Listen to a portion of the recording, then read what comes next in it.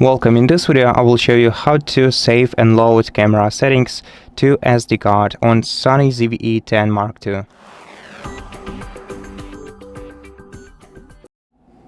So to do that we have to switch on the camera, then open menu and then scroll left to the sidebar, scroll down to the setup, then in setup we're gonna have to scroll down to reset save settings. And now save load settings, then select save to save them to your SD card. Make sure that your SD card is inserted into the camera. Okay, then let's click save now. You can select a custom name or just proceed with the existing one.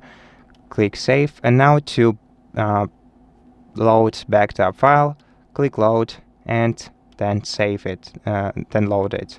Click OK and wait until your camera is restarted.